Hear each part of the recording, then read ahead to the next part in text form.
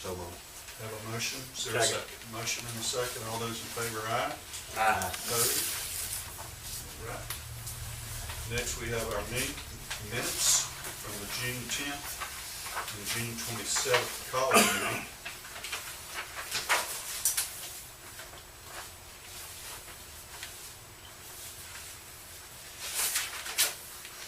And you've had a chance to review, Chair, to entertain a motion to approve. So moved. Have a motion, is there a second? Second. Motion and a second, any further discussion? Not call for the question, all those in favor, aye? Aye. Opposed?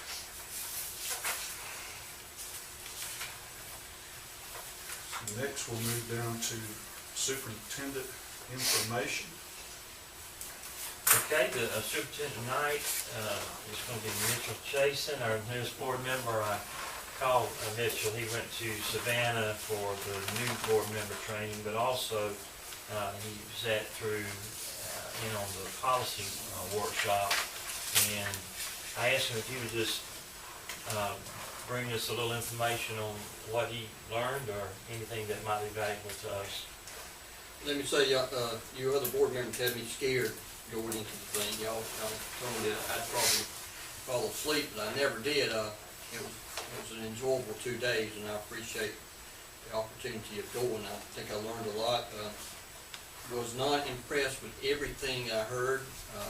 Some of the workshops wasn't as good as I wanted it to be. It didn't get in depth like I wanted it to be, but I learned a lot being a new board member.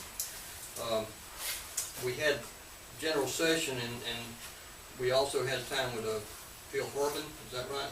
Phil Hartley.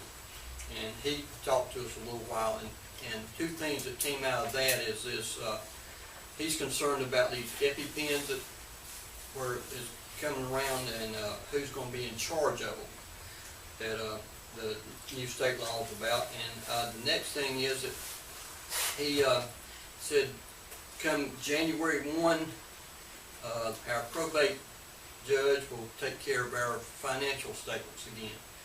That the State Department tried to put that in, the legislators tried to put it in, but they didn't give them any money to fund the program entirely, and didn't have enough people to look after it. So come January, it's going to go back to the probate judge. So you'll be filing there again.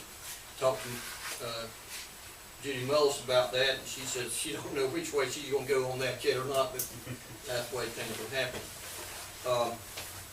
He is still concerned about, everybody was concerned about we're not getting our fair share from the State Department. They put something in the budget, but they don't give us the money to pay for it.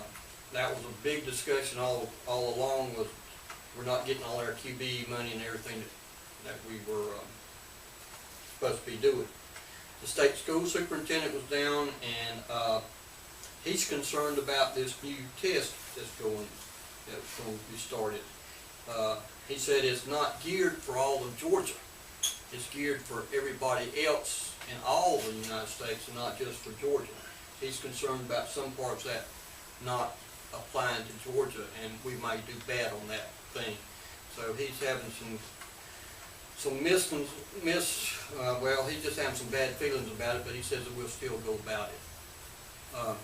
I didn't agree with all the board policies that they came about on and talked about, but I sat through them and tried to learn as much as I could. But I do appreciate the opportunity of going. I think it's a great organization, and I think there's a lot of boards down there, as entire boards going. I noticed that they would go to all the workshops. Good one's on the TEEPS, that's the new teacher evaluation. Good one on there was a good one on the new policies, board ethics. I just saw a lot of good things I'd like to go back to again and learn more about. But I'd like for us to get involved in that more than what we are, one aspect. Very informative. Maybe I'm one of the few, but I thought it was very informative of what I saw. And let me say this, of all the new board members that was there, we're one of the few, and I mean few, that does not have any furlough days. Everybody, when we started talking budget, That was the big deal, was how many furlough days did you have? And I was maybe one of three who did not have to raise their hand and say, we got furlough days this year. So I was very proud of that. But I do appreciate the opportunity to go over there. And Savannah's a nice place. Yeah. You know, just a thought, I wonder how many of our staff, our faculty, understands how big a deal that is. We don't fail to mention it every chance we get. Yeah, I mean, Because there are only 3 in our Reese district that, as of right now, and they should all know by now, that that are not having furlough days. So, you know, I say that not for us to get a pat on the back. I say that, I mean, because it's the entire system that enables us to do that. You know, I mean, it's their hard work, it's everybody together, but that is a big, you know, a big financial. I know from talking to some of these new hires that have been recommended that they take that into consideration when they look at this for, you know, relocating their families here and coming to work with us is, you know, when I give them their salaries and everything, and some of them have mentioned, you know, and there's no furlough days here where some of the other places they had looked were having furloughs, and so that's an immediate benefit to come to work in Lanier County. right, if you take a husband and wife that are teachers and they go to just a school system north of us, not just north of us, but another system, they have 10 furlough days. So if you look at that, then both husband and wife are losing 10 days pay. That's half of a month. That's a considerable loss of pay. And Mr. Patton is right, you know, we didn't do it, but our whole system, our teachers, janitors, everybody crunched the numbers and they worked hard at keeping us in budget line. That's the thing about it. It's a whole 100% buy-in by everybody. Thank you, Mr. Jason. We'll move to action items. Ms. Hunter, if you will, here's for the. Right, we're asking you to approve a bid from Strode Security Moore for $89.92.49. This is for the middle school and high school security cameras and communication. That was not part of the architect's package. It excluded it purposefully. We felt like we could bid it out and get a better price, and so that was the low bidder. We've used this company before. I have the other bids if you'd like to hear them, but this is the low bid and I recommend we take it. We've had good service with them if there was anything that goes wrong with it. And this is for where we're doing these renovations. Right. Would include that. Includes that outside speaker system and the camera that will be on the person when they buzz in, and all of it tied into the office where the secretary will be sitting. Okay. Does this not going to involve the, using the intercom, going to room, any of that? No. So, make the motion, we accept. Have a motion, is there a second? Second. Have a motion and a second, any further discussion? If not, we'll call for the question, all those in favor, aye? Aye. Opposed? Okay. Since we have, in our budget,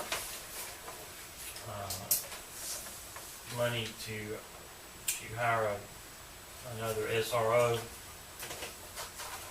we're gonna need another vehicle.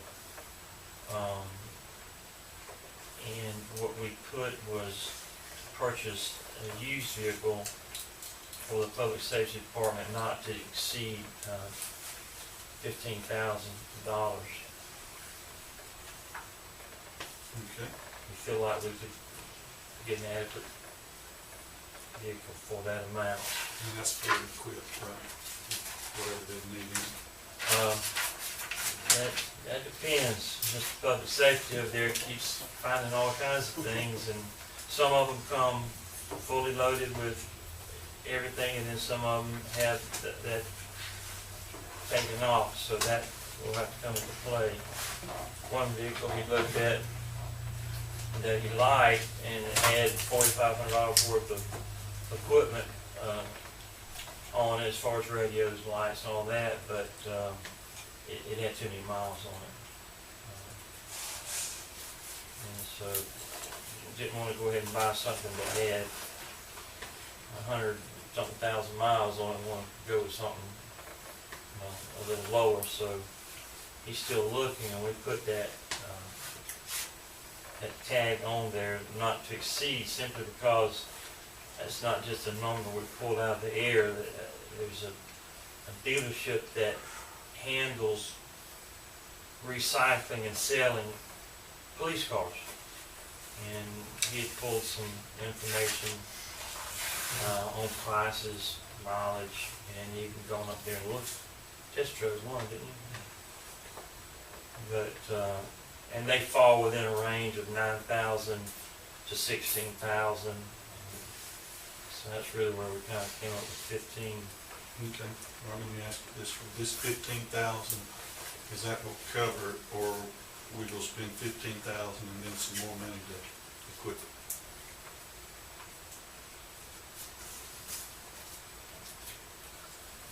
If You're shaking your head like we are going to have to pay more money well, to get a good if, vehicle. Yeah, if you want a high mileage vehicle, you can, but I mean, you're talking about something that's over 100-something thousand miles. 15 or 16, you get one for about 30,000 miles, and maybe you have to spend about $1,500 putting lights. And I got a radio. We don't have to buy a radio, just a couple lights, but I think we get by about $1,200-1,500 putting lights in it. can't you like get one of those from the Kojak here, they just plug them in and Yeah. stick it on top of the. You probably go to the mall and get that at the electronics place there. Radio set. So we spend 15,000 for a vehicle, then we got to spend another 2,000, say, to get it equipped like we need it equipped, Basically. for $17,000. And where will this money come from? This year's budget? Yes, your budget? we've got it, we've got it in the budget. Then how many years will that vehicle last us? Well, the current one that we have, it was purchased new 7 years ago. And it's got 60,000 miles on it, so we've not put terribly, large number of miles in. We started having to spend, some money on it. But it's a Chevrolet, we might need a Ford or something else. I don't know. We won't get into that. Is there any, is there anything like a lease program? Can you do a lease program like one of these? Haven't looked into a lease. I don't know. The state contract is, a brand new vehicle is like 22 to 24. You could buy, for $24,000, you can buy anything brand new, Chevrolet, anything they make is police wise, under the state contract. So. And it'd be fully equipped and everything? No. Oh, it's just a car itself? But when you say fully equipped, all we need is a radio and blue light. We don't need all that other fancy stuff. Okay. So if you wanted to prove 24 by a brand new on a state contract. I don't think so. Okay. I would recommend, I used Prius, 50 miles to the gallon. yeah, let's, that 17, and say that's going to include it being, Where we find a used one? Of it's 17, and that includes, getting it. We- Is that fair enough? Yes, sir. I'll make that in the form of a motion, which $17,000 to include lights and sirens and chains and whatever else it's supposed to be. Make a motion to approve. Have a motion, second. All those in favor, aye? Aye. Opposed? All right. Approved change to board policy IHA grading systems. And I'd like to ask the board to waive 30 days on the table because we want to go ahead and put this in the handbook, the student handbook. The only thing we're changing, this is our current policy. The only thing that we're changing is what you see in yellow. What's above it is what we currently have in board policy, but it's not the way our kids are currently being graded. The way the kids have been being graded the last 2 or 3 years is what's in yellow, and that comes directly from the state assessment.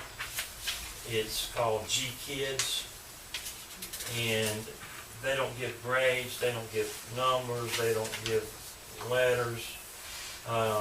They give what you see there in yellow. And so the report card that gets sent home to parents, this is what the parents will see for each 4.5 and 9 weeks and all through the year, whether they exceed, meet, progress, they're progressing, they're merging.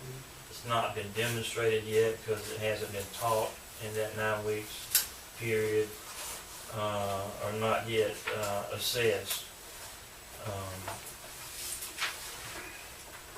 So this is actually taken exactly from the report card that's sent home just for kindergarten students. Everything else remains the same, no changes for grades 1 through 12.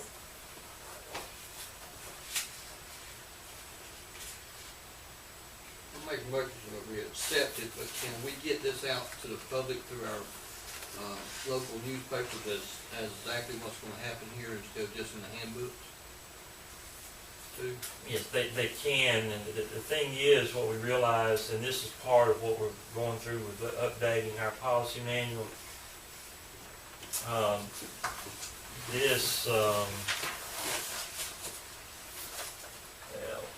trying to look up there, I can't see the last date online when it was last revised, but 10-1. I'm not sure what year. I know it's been a couple of years ago that we changed because we had experimented with a standard-based report card for grades 1 through 5 and then went back to the old grading system. So it's been a couple of years ago. That would have been the best time to have changed this. We just didn't pick up on kindergarten. And in looking at that this year, it was brought to my attention that what's in the student handbook and what's going home to parents is not what's in our grading and our policy. So we need to go ahead and approve it, and we can put that in the newspaper. This is, it's available online, isn't It is online, but it also at the first week of school they'll go over this with the parents. So I'll make a motion we accept it and waive the 30-day notice it? on Have a motion to approve and the 30-day waive. Second. Motion and a second. Any further discussion? All those in favor, aye? Aye. Opposed? thank you very much for that. And then the next thing, the student handbooks were sent home to you. The changes, any changes should have been highlighted. The only other changes that should come, Mitchell had noticed something at the high school, and Ms. Ham noticed something in hers, and she sent it to me as something that was minor, insignificant, but in case of the high school, he knows that the high school said that, you know, the school would be open from 7:30 to 3:30, and all the others said they were open to 4:30. And so we've got that changed. What it should have said was that the school office is open to 4:30. Teachers go home before then, but there's someone in that office until 4:30 every afternoon. We have a principal that stays at the building, and they don't get to leave until Mr. Charter tells them it's all clear. All buses are in. And once all buses are in, then principals can go home. Most of our principals spend more time than that at school though. But the office itself remains open till 4:30, just in case a parent needs to come back in or so. But we made that change, and I'm glad you spotted that because I didn't catch it. And I read through them, and I had someone else here reading through them as well. But with those small changes we need to approve, and we'll go ahead and get them printed. What was the thing that Ms. Ham found? Teacher names, Okay. that was all, and I told them no, because there are going to be other teacher names that are going to change. The biggest thing for the middle and high school that they worked on together, but mostly Miss Ham really worked on that dress code, and that's something that's always going to have to be updated. Kids come up with new and innovative ways to get around, express themselves, and to be individuals. And we encourage them to do all they want at home, but not at school. And we don't think that we're overly strict, and we really do not get very many complaints from parents about dress code. If you've had a chance to review the student handbooks, Chair would entertain a motion to approve. Have a motion, Mr. Sermons, there's a second. Second. Motion and a second. Any further discussion? Very thorough. All of them are very thorough and good handbook. Motion and a second. All those in favor, aye? Aye. Opposed? All right. Next, we have 7 resignations. And with your approval, we'll just take them all together. Chair to entertain a motion to approve. So moved. Have a motion. Second. Lanier, second, Mr. Sermons. Any further discussion? I will call for the question. All those in favor, aye? Aye. Opposed? Next B is staff's recommendations for new teachers. Ms. Penn, before you go there, did you say there was another one on the resignations that we did not get off this, or this included that resignation? This included, Okay. it's been added to that already, yes. That was Leland Taft. Okay.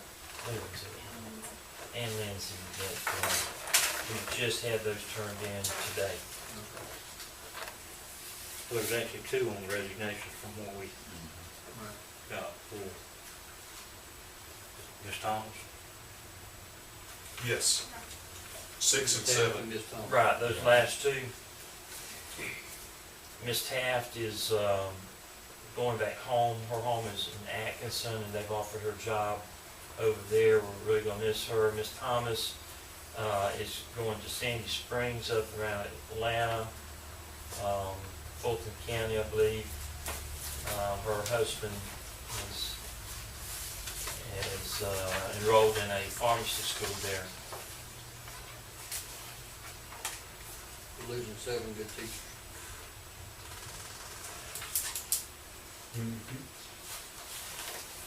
I agree.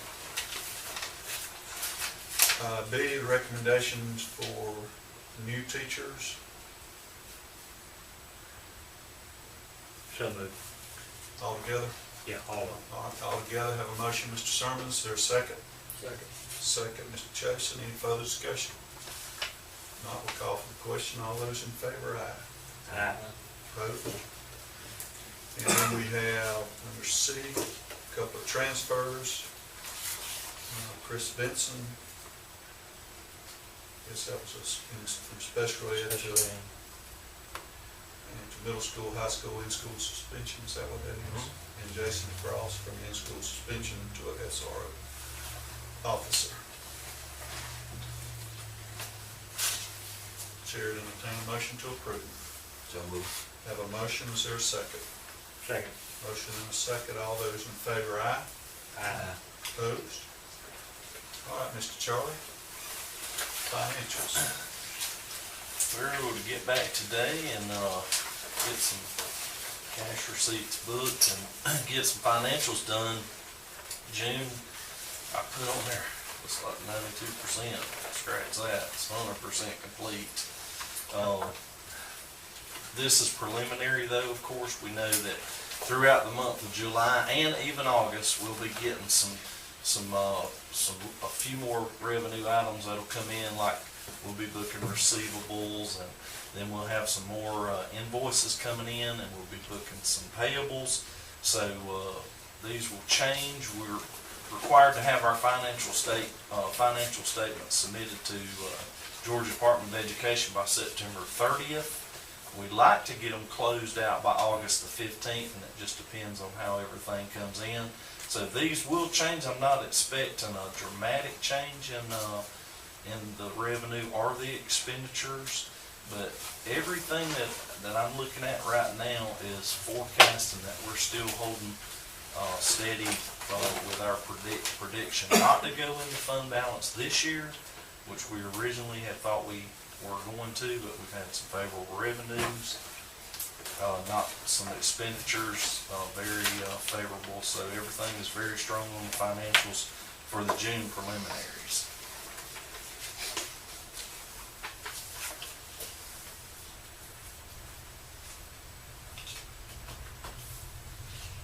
All right.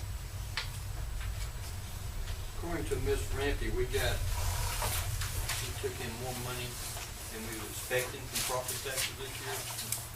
Yes. How much more did we receive in these dollars? We had budgeted $2,650,000, and as of right now, we've received $2,687,000. I book 1 month's receivables. I'll have to sit down and calculate. What I have to do now, according to the Department of Audits, is get the actual delinquent taxes that are out there and book that as a receivable. So that will go up slightly. Last year, I believe it was about 60,000.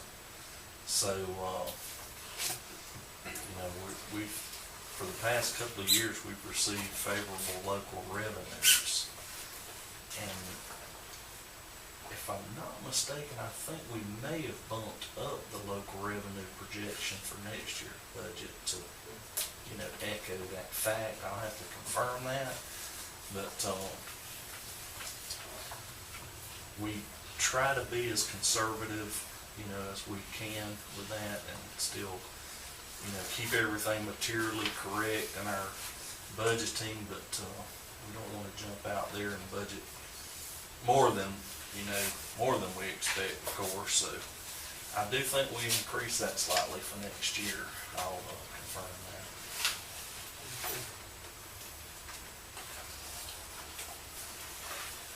Any further questions?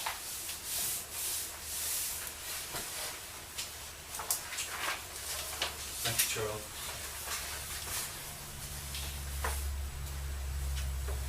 I don't know of any reason for an executive session today. Has anyone signed up for public comment? No. Do we have anything else?